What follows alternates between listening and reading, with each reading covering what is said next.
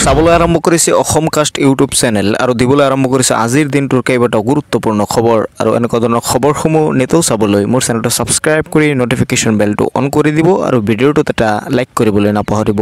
দিবলৈ আৰম্ভ কৰিছোঁ আজিৰ এই ভিডিঅ'টোৰ প্ৰথমটো খবৰ। শ মুছলমানক আশ্বাস বিধায়কৰ, মুছলমানক উচ্ছেদ কৰিবলৈ নিদিয়ে, উচ্ছেদৰ জাননী প্ৰদানৰ বিৰোধিতা বিধায়ক শশীকান্ত দাসৰ। এই মুহূৰ্তৰ এটা বিগ ব্ৰেকিং নিউজ। মুছলমানক উচ্ছেদ কৰিবলৈ নিদিয়ে, উচ্ছেদৰ জাননী প্ৰদানৰ বিৰোধিতা বিধায়ক শশীকান্ত দাসৰ। মুছলমানক উচ্ছেদ কৰিবলৈ নিদিয়ে বিধায়কে, উচ্ছেদৰ জাননী প্ৰদানৰ বিৰোধিতা বিধায়ক শশীকান্ত দাসৰ। এই মুহূৰ্তৰ এটা বিগ ব্ৰেকিং নিউজ যে উচ্ছেদৰ জাননী প্ৰদানৰ বিৰোধিতা কৰিছে বিধায়ক শশীকান্ত দাসে। যিসকল লোকৰ ভোট লৈ বিধায়ক হৈছোঁ তেওঁলোকক উচ্ছেদ কৰিবলৈ নিদিয়ে বিধায়কগৰাকীয়ে। এই মন্তব্য কৰিছে শশীকান্ত দাসে। তেওঁ কৈছে যে যিসকল লোকৰ ভোট লৈ বিধায়ক হৈছোঁ তেওঁলোকক উচ্ছেদ কৰিবলৈ নিদিওঁ। ৰহা সমষ্টিৰ মুছলমান পৰিয়ালক উচ্ছেদ কৰিবলৈ নিদিয়ে বিধায়কগৰাকীয়ে। মাধৱপাৰা গাঁও পঞ্চায়তৰ অনুষ্ঠানত এই মন্তব্য বিধায়ক শশীকান্ত দাসৰ। দিবলৈ আৰম্ভ কৰিছোঁ আজিৰ এই ভিডিঅ'টোৰ অন্য এটা খবৰ আৰু গুৰুত্বপূৰ্ণ খবৰ। এই খবৰটো হ'ল অৰুণোদয় আঁচনিৰ নামত ঘোচ বিচাৰিছে নেকি? যদি আপোনাক অৰুণোদয় আঁচনিৰ নামত কোনোবাই ঘোচ বিচাৰিছে তেনেহ'লে আহি গ'ল বিপদৰ বন্ধু। মুকলি হ'ল 6টাকৈ ফোন নম্বৰ। আপোনালোকে সেই ফোন নম্বৰত কল কৰি অভিযোগ দিব পাৰিব যদি আপোনাৰ পৰা অৰুণোদয় আঁচনি বা চৰকাৰী যিকোনো আঁচনিৰ বাবে ঘোচ বিচাৰিছে। 6টাকৈ নম্বৰ ইতিমধ্যে মুকলি কৰিছে। 1 টকাও ঘোচ ল'লেই যাব লাগিব জেলত। যদি কোনোবাই অৰুণোদয় আঁচনি বা চৰকাৰী যিকোনো আঁচনিৰ বাবে আপোনাৰ পৰা 1 টকা ঘোচ লৈছে তেনেহ'লে আপুনি সেই নম্বৰত অভিযোগ দিলে লগে লগে সেই ব্যক্তিজনে জেললৈ যাব লাগিব। অৰুণোদয় চৰকাৰী ঘৰৰ নামত ঘোচ বিচাৰিলেই দিয়ক অভিযোগ। মুকলি 6টাকৈ বিশেষ ফোন আৰু হোৱাটছআপ নম্বৰ। 6টাকৈ বিশেষ ফোন নম্বৰ আৰু হোৱাটছআপ নম্বৰো মুকলি হৈছে। আপুনি ইচ্ছা কৰিলে সেই ফোন নম্বৰত কল কৰি অভিযোগ দিব পাৰিব সেই ব্যক্তিগৰাকীৰ বিৰুদ্ধে যোনে আপোনাৰ পৰা ঘোচ বিচাৰিছে। প্ৰধানমন্ত্ৰী আৱাস যোজনাৰ নামত চৰকাৰী বিষয়ে ঘোচ বিচাৰিছে নেকি? যদি চৰকাৰী ঘৰৰ নামত কোনোবাই ঘোচ বিচাৰিছে তেনেহ'লেও আপুনি অভিযোগ দিব পাৰিব। নম্বৰকেইটা হয়তো আপোনালোকে স্ক্ৰীণত দেখা পাইছে 6026903418। মই নম্বৰটো আৰু এবাৰ কৈ দিছোঁ 6026903418। আৰু এটা নম্বৰ হয়তো আপোনালোকে স্ক্ৰীণত দেখা পাইছে 6026903483।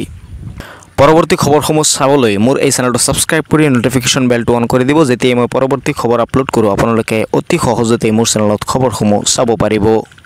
উচ্ছেদ হ'বই, মোক ভয় খুৱাই লাভ নাই। স্ক্ৰীণত হয়তো আপোনালোকে দেখা পাইছে ৰাজ্যৰ মুখ্যমন্ত্ৰী ডক্টৰ হিমন্ত বিশ্ব শৰ্মাই এই ঘোষণা কৰিছে যে উচ্ছেদ হ'বই, মোক ভয় খুৱাই কোনো লাভ নাই। ধৰণৰ কথা ক'লে হিমন্ত বিশ্ব শৰ্মাই ভয় খাব বুলি ভবাটো ভুল। বিভিন্ন সংগঠনে দল সংগঠনে উচ্ছেদৰ বিৰোধিতা কৰাৰ ফলত মুখ্যমন্ত্ৰীগৰাকীয়ে এইদৰে ঘোষণা কৰে যে এই ধৰণৰ কথা ক'লে হিমন্ত বিশ্ব শৰ্মাই ভয় খাব বুলি ভবাটো ভুল। উচ্ছেদ কেতিয়াও বন্ধ নহয়, ৰাজ্যত উচ্ছেদ অব্যাহত থাকিবই। কোনো নগা অসমত প্ৰৱেশ কৰা নাই। নাগালেণ্ডৰ মুখ্যমন্ত্ৰীয়ে উচ্ছেদক সমৰ্থন কৰিছে।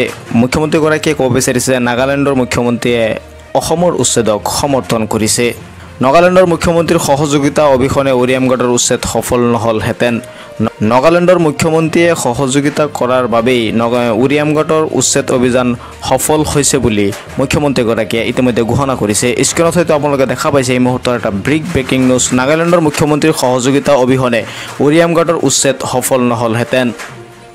আজিৰ পৰা উৰিয়ামগড়ত আৰম্ভ হৈছে গছ ৰোপণ প্ৰক্ৰিয়া। মুখ্যমন্ত্ৰীগৰাকীয়ে ইতিমধ্যে ঘোষণা কৰিছে যে আজিৰ পৰা উৰিয়ামগড়ত গছ ৰোপণ প্ৰক্ৰিয়া আৰম্ভ হৈছে। উচ্ছেদ অভিযান শেষ হোৱাৰ পাছত তেতিয়া উৰিয়ামগড়ত ৰাজ্য চৰকাৰে গছ ৰোপণ প্ৰক্ৰিয়া আৰম্ভ কৰিব বিচাৰিছে। এই মুহূৰ্তত এটা বিগ ব্ৰেকিং নিউজ যে উৰিয়ামগড়ৰ উচ্ছেদ অভিযান শেষ হোৱাৰ পাছত আজিৰ পৰা উৰিয়ামগড়ত আৰম্ভ হৈছে গছ ৰোপণ প্ৰক্ৰিয়া।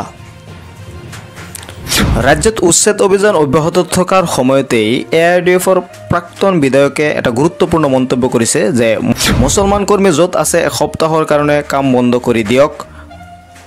সমগ্ৰ অসম হৈ পৰিব অচল। সমগ্ৰ অসম অচল হৈ পৰিব যদি মুছলমান কৰ্মীয়ে কাম কৰা বন্ধ কৰি দিয়ে। এই ঘোষণা কৰিছে প্ৰাক্তন AIDFৰ বিধায়কে। জনীকে ধৰি গুৱাহাটী মহানগৰী হৈ পৰিব অচল। মুছলমান নহ'লে অসমত মানুহ নোহোৱা হৈ যাব। এই কথা ঘোষণা কৰিছে প্ৰাক্তন AIDFৰ বিধায়কে। মুছলমান নহ'লে অসমৰ অৰ্থনীতি বন্ধ হৈ যাব বুলি মন্তব্য কৰে AIDFৰ প্ৰাক্তন বিধায়ক ৰছুল হকৰ ভয়ংকৰ ভাষ্য। AIDFৰ প্ৰাক্তন বিধায়কে কেইবাটাও গুৰুত্বপূৰ্ণ মন্তব্য ইতিমধ্যে আগবঢ়াইছে। পৰৱৰ্তী খবৰসমূহ পাবলৈ মোৰ এই চেনেলটো ছাবস্ক্ৰাইব কৰি নটিফিকেশ্যন বেলটো অন কৰি ৰাখিব। অতি সোনকালে পৰৱৰ্তী খবৰসমূহ আপোনালোকে এইটো চেনেলৰ জৰিয়তে চাব পাৰিব।